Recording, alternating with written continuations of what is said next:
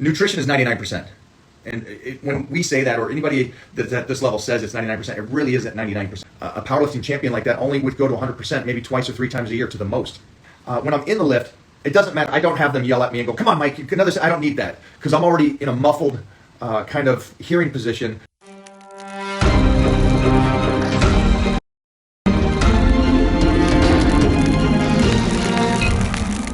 And then just know, if you mess up for some reason, do two things though for us.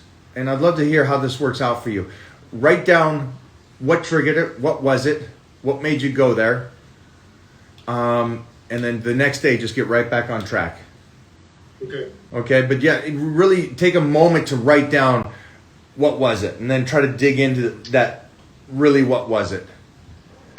Okay, because there's times, for me, I'll mess up when I start thinking about my pup that kind of changed my whole life, and I start crying, and I'm like, okay, I go to comfort, and that's the food, and so that messes me up. But I know that that's what it is, and so when I go to that spot, I try to find other things now. So write those things down. And when Mona feeds them. Yeah, that's another thing. That's a daily thing. Take the last question, brother.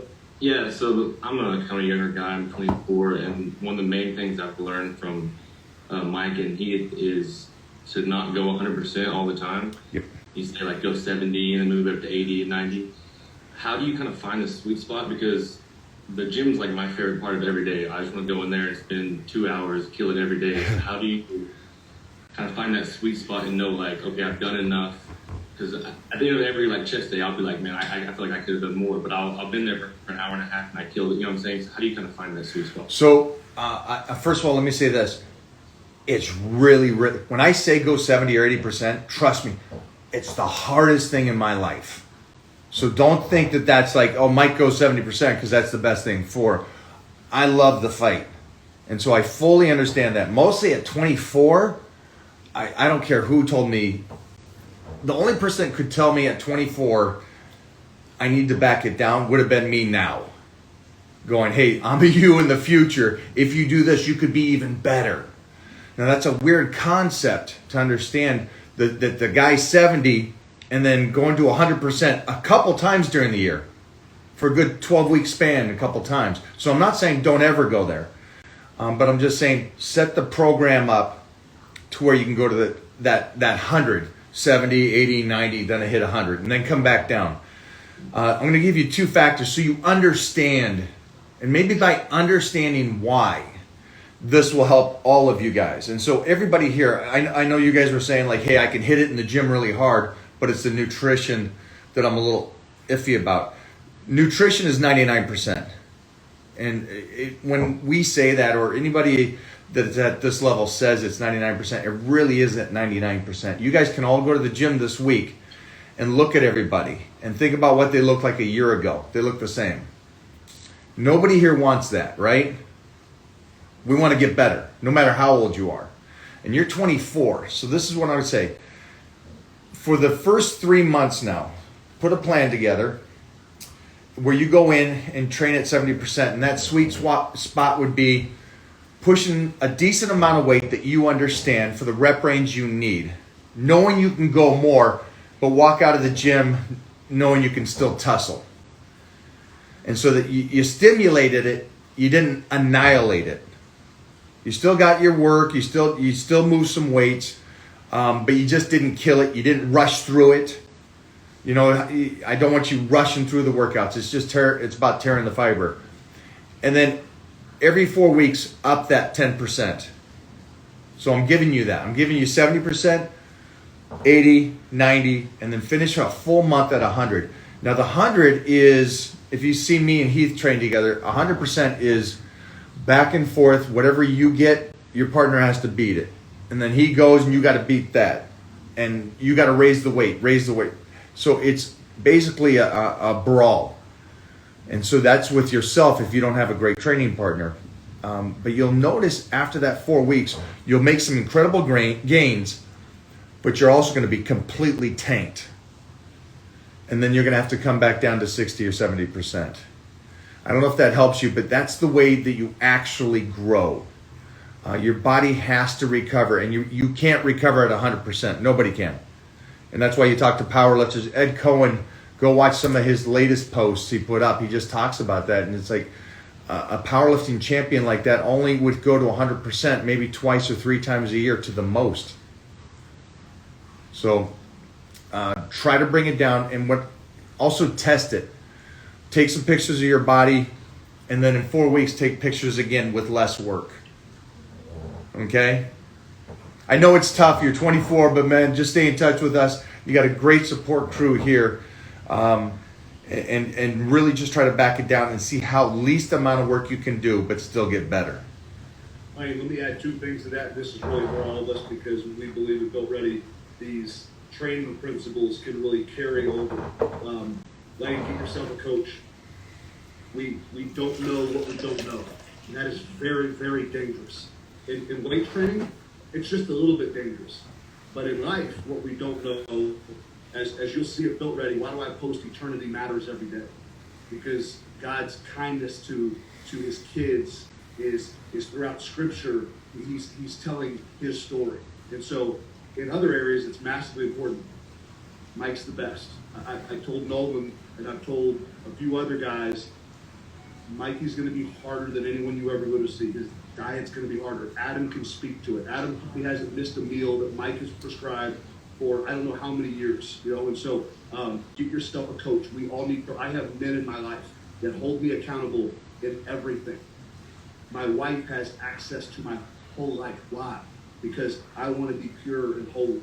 I know how I am today. I know what God's rescued me from, but I also know the temptations of this world. So I set up building blocks all around me because I know there is, just like God's got a game plan for our life, I know we have an enemy that has a game plan for my life. So I have people speaking into my life on every day, hold me accountable as a father, a husband, you name it. Mike and I go back and forth. Second, on those 70% days, Mike has helped me develop a term that I stole from him. Mike is a mental monster. 6 years ago, when he first fell in love with me and started paying me to be his friend, I watched this guy. He'd close his eyes. We'd have 35 little sissy pound dumbbells, and he would be in a different place. And I would watch his arm with weight that wasn't even heavy enough for me to get a pump with. He would so stimulate on those, call them down days, or on those down sets. He was so mentally focused on y'all's coaching points on the Built Ready workouts. Sometimes I'll write in there the mental focus. What are we focusing on? I stole that from Mike. I learned it from him. You can take those 70, 80, 90% days and get 100% work out of it with your mind. There is so much, especially about bodybuilding. Most of these bodybuilders that get on stage, Mike and I would dust them up and down the gym in every lift possible. They might be bigger and stuff. They're not stronger. There is so much of a mental tenacity that we have to develop over time that on those structured days from your coach where he's forcing you to be at 70% for 6 reps on the bench and you're like, crap, I've got 80 more percent in the tank. Trust the process. Find a good coach. Of course, I'm going to recommend Mikey. Stan is a beast. We're blessed to have a lot of dudes, but take what he told you and live by them, and then take that mental monster development of that 70%. What am I doing? Why am I doing? How am I doing it? Take your mind to a different place. Mikey doesn't let anyone listen to music.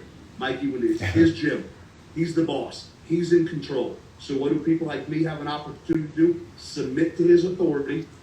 He's the best, not me. He has the answers, not me.